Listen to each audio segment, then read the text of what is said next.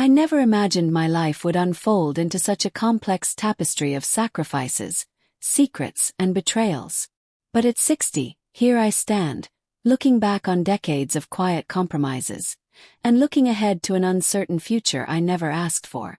This is the story of how I found myself betrayed by the child I once sheltered with every fiber of my being, and how I discovered, painfully, that sometimes love alone can't keep a family together. I was 20 when I gave birth to my only daughter, Alice. I was little more than a girl myself, fresh-faced and brimming with naive dreams. Her father, Darius, was a mechanic with wandering ambitions, charming in the way young men can be when they think the world lies at their feet. We married in haste, believing youth and optimism could conquer anything. Looking back, I see how fragile that bond was. By the time Alice turned 3, Darius had grown restless. He wanted more freedom, less responsibility. One humid summer night, he left, claiming he needed to find himself. I was shattered, of course, but also determined not to let my daughter grow up feeling unwanted. So, at 23, I became a single mother, juggling multiple jobs and skipping meals so she could eat properly. During those early years, I gave Alice every bit of devotion and love in my power. I worked as a waitress, sometimes pulling a graveyard shift in a factory's packaging line to supplement tips. When we finally fell into bed around dawn, I'd wrap her in my arms, promising that someday our lives would be easier. The world might have seemed unkind to a young single mother, but I refused to let cynicism taint my love for that bright, curious little girl. Together we navigated cramped apartments, second-hand clothes, and a constant undercurrent of financial anxiety. Alice was about 7 when she began shining academically. Despite my meager resources, I poured my soul into encouraging her studies. We'd do reading sessions together, me fighting off sleep while she flipped through library books on biology or astronomy. She had big dreams, to become a scientist or perhaps an engineer. I vowed to fuel those dreams as long as I breathed. I never remarried. Darius's betrayal had left a raw scar. Instead, I chose to focus on building a future for us. And for a while it worked. Alice thrived. By junior high, she stood out as one of the top students in her grade. I took on extra shifts whenever possible to fund her extracurriculars. Math clubs, science fairs, summer enrichment courses.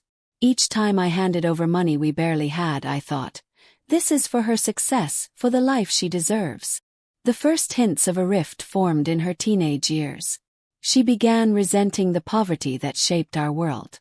She'd see her peers wearing brand-name shoes or going on lavish family vacations, and she'd return home to find me too exhausted to even ask about her day. The deep fatigue in my bones and the worry etched into my brow reminded her that we weren't normal, that I was just a tired single mother scraping by. Despite her achievements and my support, the teenage version of Alice felt deprived of the comfortable life she saw others enjoying. She didn't explicitly blame me yet, but I sensed her frustration. Still, I carried hope in my heart.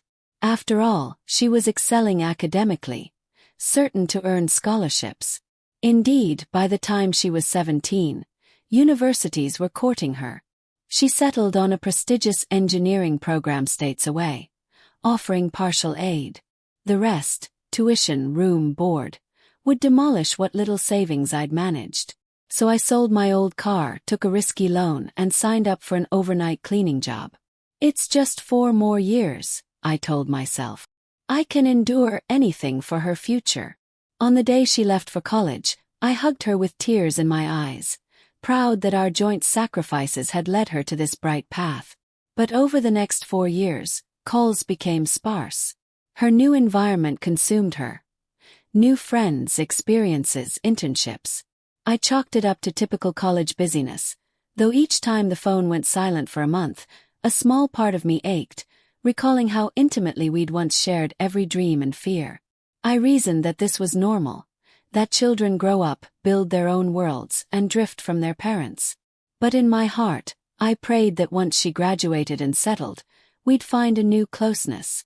Alice graduated with honors, promptly landing a job at a prominent tech firm in the city. Her star soared. She posted social media images of sleek corporate offices, networking events with well-dressed colleagues, the new apartment she rented in a modern high-rise. Meanwhile, I was living in a cramped studio, an upgrade from the room I once sublet, but still overshadowed by her success. I often wrote her messages. "So proud of you, honey. How are you settling in? Let me know if you need anything." She'd respond politely. "Thanks, Mom, I'm good. Work's busy. Chat soon." Then vanish for weeks. She rarely asked how I was doing. I turned 50 around the time she turned 27. She didn't come home for my birthday. She sent a gift card with a note. "Happy birthday, Mom. Sorry I couldn't make it." I tried to hide my disappointment. The card was for a store too expensive for my normal budget, which made the gift ironically impractical. But I forced a smile, grateful she remembered. In those moments, I realized we were drifting even further apart. By the time she turned 30, Alice was well on her way up the corporate ladder. She had a fiancé, Mark, a polished, quiet type from a wealthy family. They planned a fancy wedding in the city. I was invited, of course, but I sensed in her voice a reluctance. She'd say, "It's going to be a big event, Mom.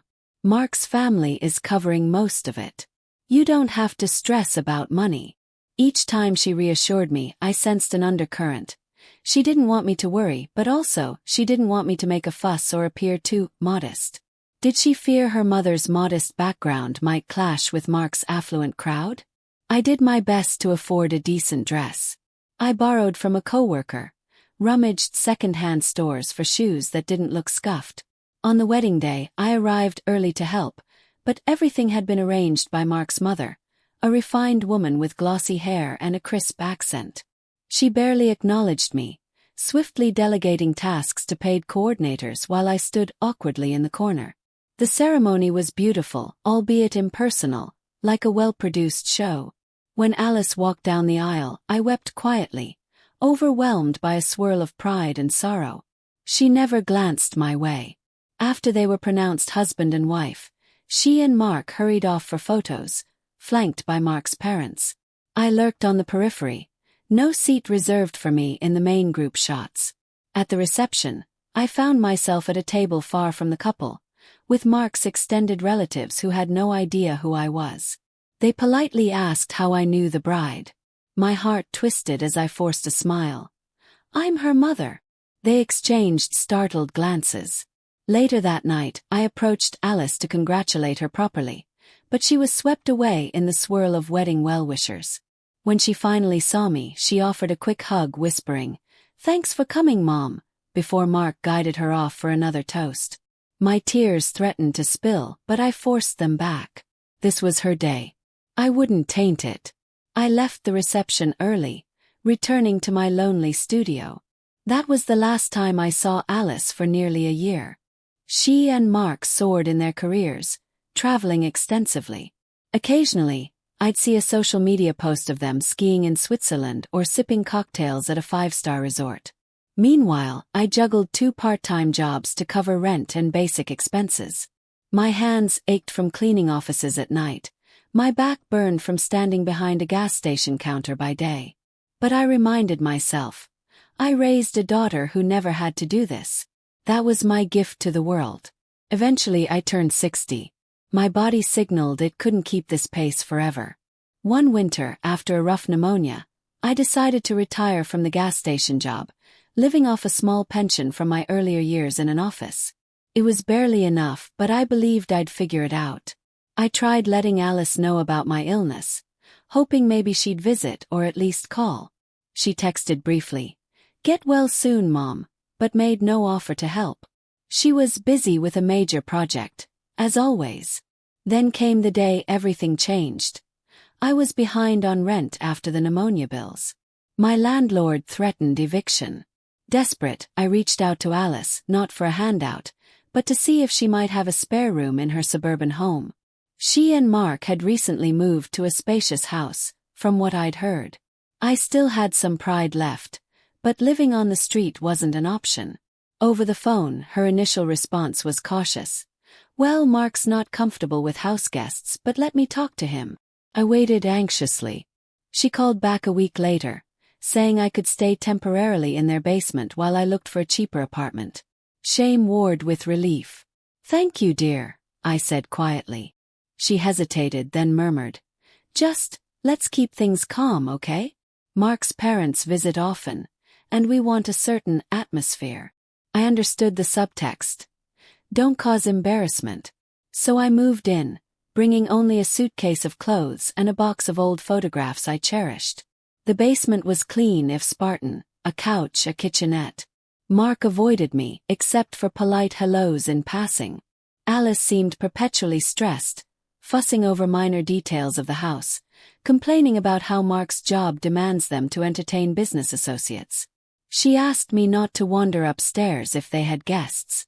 Sometimes I'd get a leftover plate from dinner, which I'd reheat alone. I tried helping around the house, cleaning, laundry, vacuuming. She seemed grateful at first, but then I'd hear Mark complaining quietly. "Is she messing with our system? She's moved things in the kitchen." I'd shrink back, feeling unwelcome, but with nowhere else to go. One Saturday morning, I overheard them arguing in the living room. Mark was annoyed that I'd used the main bathroom upstairs. Alice reminded him that I had a small sink in the basement, so technically I shouldn't need to come up.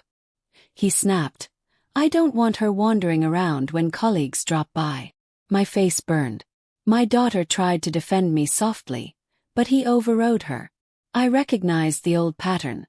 I'd become a source of tension, an object they'd prefer hidden away. Later that night, I attempted to talk to Alice. "If it's too stressful, maybe I'll find a motel," I offered. She sighed. "No, you don't have money for that, do you?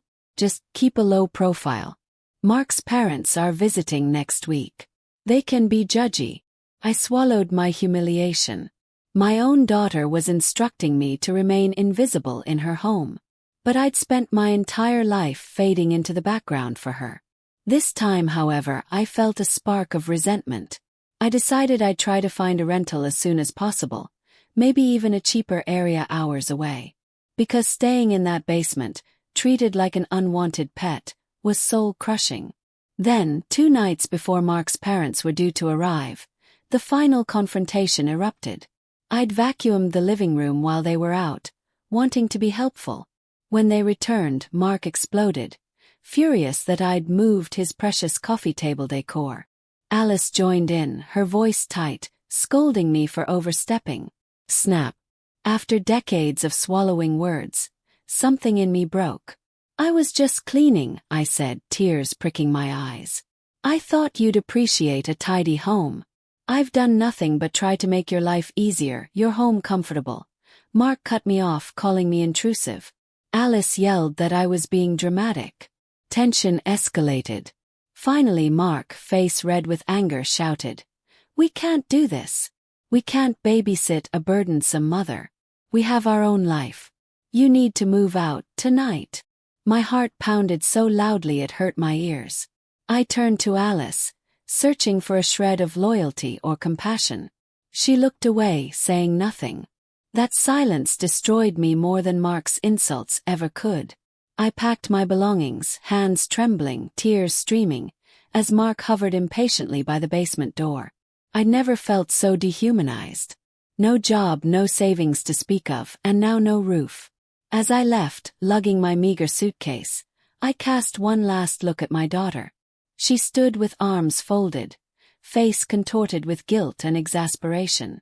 "You're forcing me into this," she said, voice quivering with something like regret. I nearly choked on my bitterness. "All I ever wanted was to be your mother," I whispered. "But you let me become your burden." Then I walked out. The door slammed behind me, cutting off the only family I'd ever known. Standing on the sidewalk under the cold moonlight, I felt numb. My phone beeped with a text from her. "I'm sorry it came to this, but we can't handle your needs." My needs. A place to rest my head, apparently too large an ask. I was lost, shattered. The next day, I slept in a cheap motel, counting the days I had left before I'd go broke. That's when I received an email from the lawyer who'd settled Darius's estate. My ex-husband had passed away the previous year. Apparently he'd remarried, leaving behind no children but a large unsettled property matter. The email was brief. Please contact us. This concerns possible assets inherited by your daughter. I stared at the screen, mind whirling. My daughter might be owed something from the father she never truly knew. A surge of complicated emotions flooded me. She kicked me out, yet now I might be the link to an inheritance that could further her wealth. The next day, with nothing to lose, I visited the lawyer's office. It turned out Darius had inherited land from a distant uncle, land that soared in value when a major highway was built nearby. He never sold it. Now it might be worth a fortune. As Darius's only child, Alice was legally the heir. But there was a snag. Darius had never updated the official guardianship documents post-divorce. In a twist of legal fate, the documents indicated I, as her mother, might have partial control over any minor child's inheritance, though she was no longer a minor. However, the property transfer required my signature because of some old legal quirk stating guardians must acknowledge property transfer if the child was a dependent at some point after the divorce. The lawyer explained that if I refused to sign, it might tie things up in court for a long time.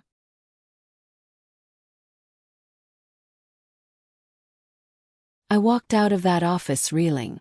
Suddenly I held power. My daughter, who left me homeless, was set to inherit a huge sum from the father who abandoned us both. But to access it easily, she needed me to cooperate. A dark part of me whispered, "Don't sign. Let her see how it feels to be blocked." But I shuddered at the thought of stooping to pettiness. Then again, I remembered how Mark and she had humiliated me. Should I help them become even wealthier? I decided to hold off, not out of revenge but out of self-respect. If Alice approached me kindly, apologized, maybe I'd sign. If not, I'd see no reason to expedite her fortune. In the meantime, I found a small apartment in a cheaper town, living off credit cards and a short-term job as a store clerk. I told myself I'd manage. Weeks later, the phone rang. Alice's name appeared on the screen. My stomach twisted. She started with a cold greeting, then got to the point. "Dad's property might be worth a lot, but the lawyer says you have some say in releasing it. We need you to sign the papers for a fast sale. Mark found a buyer. They're offering top dollar. No small talk, no inquiry about my well-being. Just demands." I took a deep breath. "Hello to you too, dear. I see you've recovered from calling me a burden." She was silent for a beat, then said in a clipped tone, "You know how complicated life can be. Let's not dwell on that. This is business. Will you sign or not?" My throat constricted. "I might if we can talk." She sighed, exasperated. "Talk about what?" So we met in a cafe halfway between her suburb and my new place. She arrived looking polished in business attire. Hair swept into a neat chignon, the same polished veneer that made her mother's heart ache with pride and sorrow. I greeted her with a tentative smile. She gave me a nod, sliding the documents across the table. "Just sign here, the lawyer will handle the rest." I pressed my palms flat on the table. "I'm not comfortable signing until we address what happened." She frowned. "Mom, can we not rehash old drama? Mark and I had reasons. Our life was stressful. We felt cornered. We had no space for your issues." My heart pounded with anger. My issues? I was your mother, thrown out like trash. "That's not an issue, Alice, that's cruelty." She shrugged, eyes darting away. "You were retired, had no income. We were newlyweds, not prepared to support an aging parent. Mark's family expected a certain standard. It's not like we had a choice." I stared at her, tears stinging. "You always have a choice," I whispered. "You could have chosen compassion. Instead, you abandoned me." She shifted, crossing her arms. "Is this about money? Fine. If you sign, we can share some of the proceeds." "I'm not heartless." My chest tightened. She thought I was after her inheritance. "I don't want your hush money," I said thickly. "I want an apology. And I want to know if you actually care about me, or if you just see me as an obstacle." She stiffened, cheeks flushing. "I'll apologize if that's what you need, but let's be real. We both got what we wanted. You're living wherever you want, right? Freed from our household drama. And Mark and I are. Well, fine, we had a rocky patch, but we're okay now. My breath caught in my throat. She was rewriting the entire narrative. You think I wanted that? Being forced out with nowhere to go. Is that how you rationalize it? She avoided my gaze. You're the one who always said you were independent. We thought you'd prefer your own space. I wanted to scream, but sorrow overshadowed anger. Alice, I was lonely, broke, and humiliated. You never once tried to mend the relationship after that day. Now you show up because you want me to sign away your father's property. She remained silent. So I said, fine. I'll consider it. But first meet me halfway. Show me that I matter to you beyond a signature. She exhaled, looking cornered. What do you want me to do? Paused, uncertain myself. For starters, spend time with me voluntarily. Ask me how I'm doing. Acknowledge the hurt. Apologize sincerely. Not for show. Let me believe you actually have some empathy left. Her jaw tightened, then relaxed. All right. We can figure something out. If that's what it takes. My heart sank a little. Her tone was forced, transactional. But I nodded, determined to see if she could open up genuinely. We'll talk again soon, I said, rising from the table. She tried to hand me a pen, but I shook my head. Not yet. Days turned into weeks, and she texted sporadically, offering lukewarm attempts at conversation. She invited me to lunch in the city once, but the entire meal felt stilted. She asked about my job, my health, but each question carried a subtext. Are you ready to sign now? I stood firm, not refusing forever, but waiting for some real sign of remorse or love. Meanwhile, Mark never reached out, presumably unhappy that his wife was forced to humor me. One afternoon, out of nowhere, Tessa's mother, Mark's mother, called me. She left a brief voicemail, dripping with forced politeness. I understand there's a property matter. Let's settle this like adults. I recognized the same tone from the wedding fiasco. A veiled threat that I should comply or face their social might. I deleted the message. Maybe I was being petty. But maybe I was protecting what remained of my dignity. Alice ramped up her pressure tactics. She'd appear at my doorstep unannounced, sometimes bearing small gifts, an expensive candle, a designer scarf. I recognized them as bribes. I'd thank her politely, setting them aside. Then she'd talk for an hour about the property's sale. How a buyer was ready to pay top dollar. We stand to make a fortune, Mom.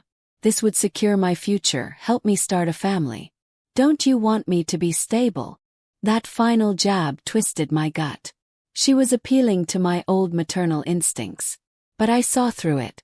She wanted an easy windfall, refusing to address the real emotional rift. Eventually I spelled it out. Alice, I'll sign. But only if you have an honest conversation with me. About what happened, about your cruelty. I want a real apology and a promise that you won't discard me again once you get what you want. She flinched, face darkening. So you're blackmailing me, she said quietly. My eyes stung. I gave you unconditional love for decades. You tossed me aside. This isn't blackmail. It's me drawing a boundary I should have drawn years ago. She glared, tears threatening. You have no idea how stressful my life has been, balancing Mark's expectations, the house, my job. I did what I had to do. My voice cracked. I did what I had to do too. Working double shifts to pay for your education, living in a rundown studio while you soared. Do you think I enjoyed that? Silence swallowed us. She left in anger. The next morning, Mark bombarded me with texts, accusing me of extortion, demanding I stop manipulating Alice. The sense of déjà vu was overwhelming. Once again, I was the villain in their narrative. I blocked his number, refusing to sink into a pointless argument. That night, I cried until exhaustion claimed me. All I'd ever wanted was genuine respect from my only child. Instead, I was fighting the same old war of guilt and greed. Time flowed by. The prospective buyer grew impatient, rumored to be backing out. I suspected that once the deal died, Alice would vanish again, leaving me alone in my apartment. Part of me wanted to sign just to end the drama. Another part refused to let them win so easily. Then, unexpectedly, tragedy struck. Mark lost his job in a major corporate downsizing. He and Alice found themselves overextended with debts from a lavish lifestyle. They risked losing their upscale home. Suddenly, that property inheritance wasn't just a windfall. It was their salvation. Alice called me again, her voice trembling, telling me how dire the situation was, how they'd be homeless if the sale didn't go through quickly. "Mom, please," she whispered, sobbing. "We're desperate." I felt the old paternal urge to rescue her. For a moment, the mother in me soared above the bitterness. But I needed sincerity. "Alice, do you truly see me as family?" I asked, tears welling. "Or am I just a signature? Because if I sign, then you'll go back to ignoring me." Her sobs on the phone were heart-wrenching. I'm sorry, I know we messed up. I was so selfish. I promise we can start over. Please help me fix this mess. We can't do it alone." With my heart pounding, I told her I'd sign the documents. But I laid down conditions. "I want to meet somewhere neutral. You come alone, no Mark, no attorneys. We'll sign, but I want your promise in writing that you'll never call me a burden again, that you'll honor me as your mother. If you break that promise, I'll have the right to revoke my consent in any future dealings." A bit dramatic, perhaps, but I was done being a doormat. She agreed, voice trembling with relief. We arranged to meet at the lawyer's office.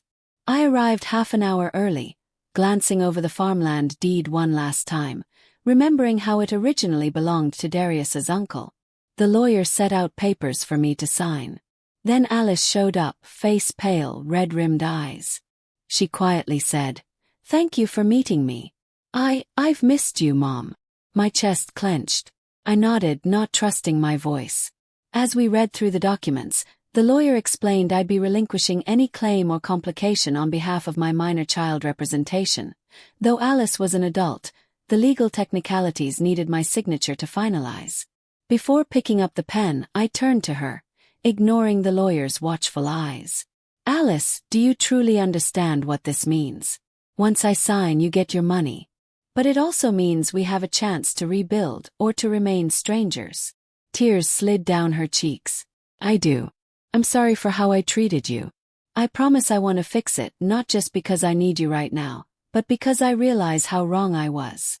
I studied her face, reading sincerity beneath the fear and guilt. "Sign." The lawyer witnessed it, stamped everything. It was done.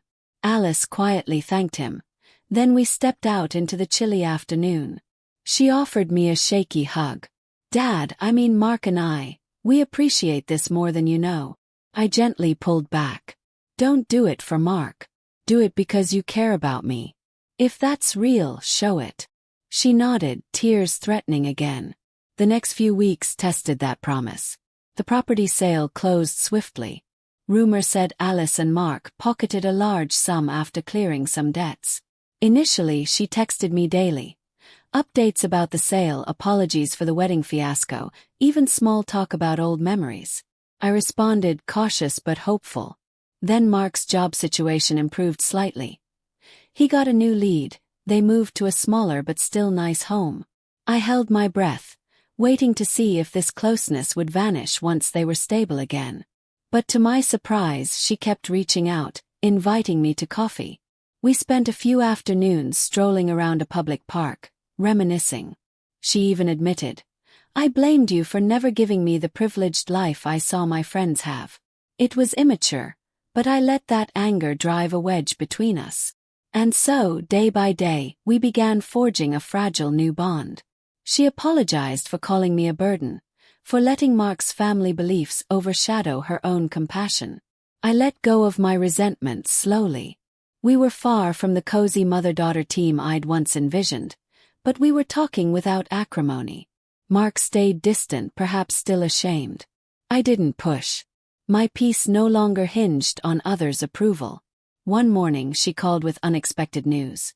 "Mom, we'd like to have you over for dinner. Just you, no crowd. Mark wants to apologize too. My heart thumped.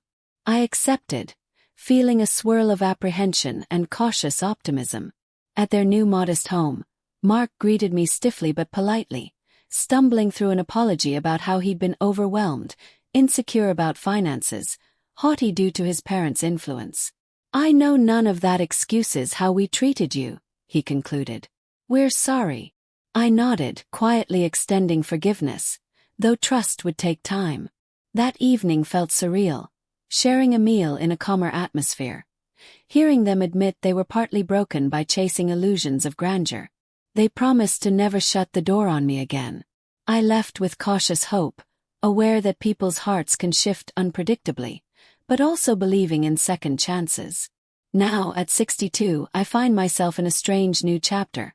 A mother still nursing the scars of betrayal, a daughter tentatively reaching for redemption, and a quieter life that reminds me each day to protect my own dignity.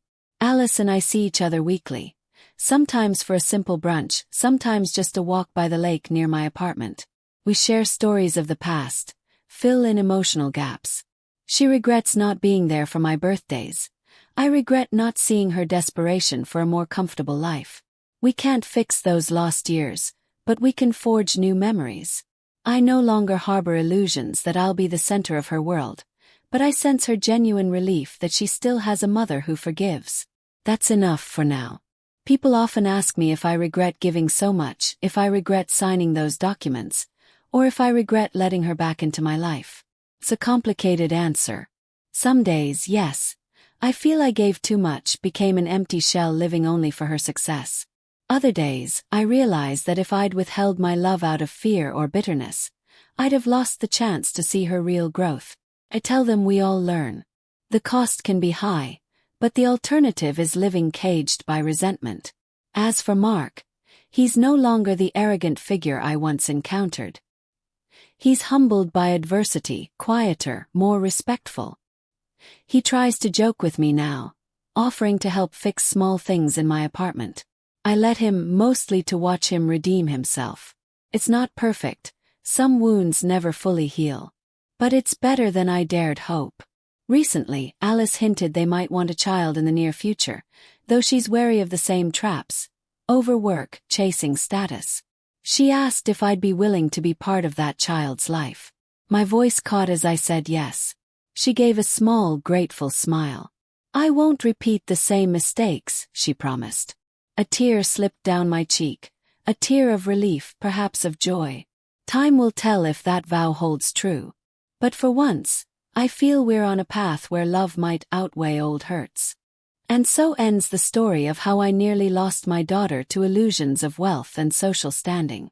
Through heartbreak and confrontation, we found a road back to each other. It's not the fairy tale ending, more like a fragile new beginning. If you followed me this far, maybe you recognize pieces of your own journey. Moments of giving so much you almost disappeared. Or times when you cast aside someone's love in pursuit of bigger dreams, only to discover emptiness. Perhaps my story can remind you it's never too late to face each other honestly, to admit failings, and to rebuild on the foundation of truth.